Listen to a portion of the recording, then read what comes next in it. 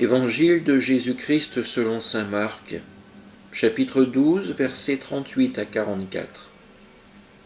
En ce temps-là, dans son enseignement, Jésus disait « Méfiez-vous des scribes qui tiennent à se promener en vêtements d'apparat et qui aiment les salutations sur les places publiques, les sièges d'honneur dans les synagogues et les places d'honneur dans les dîners.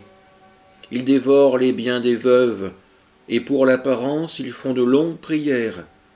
Ils seront d'autant plus sévèrement jugés. » Jésus s'était assis dans le temple, en face de la salle du trésor, et regardait comment la foule y mettait de l'argent. Beaucoup de riches y mettaient de grosses sommes. Une pauvre veuve s'avança et mit 2 petites pièces de monnaie.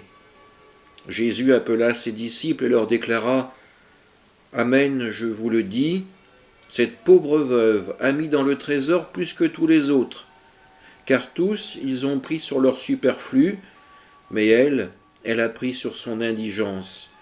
Elle a mis tout ce qu'elle possédait, tout ce qu'elle avait pour vivre. » Acclamons la parole de Dieu.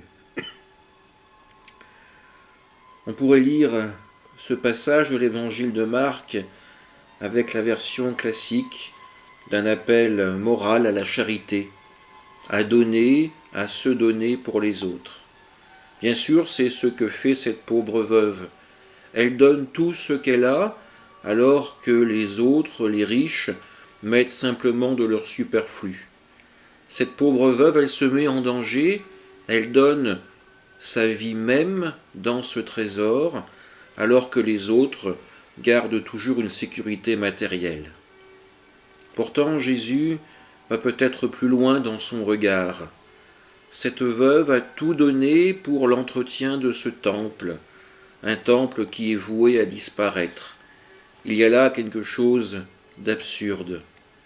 Absurde aussi la mort de Jésus sur la croix, telle qu'elle nous apparaît. Pourtant, nous le savons, à travers ce geste qui semble fou, qui semble incompréhensible, eh bien, il y a du fruit qui va pouvoir voir le jour.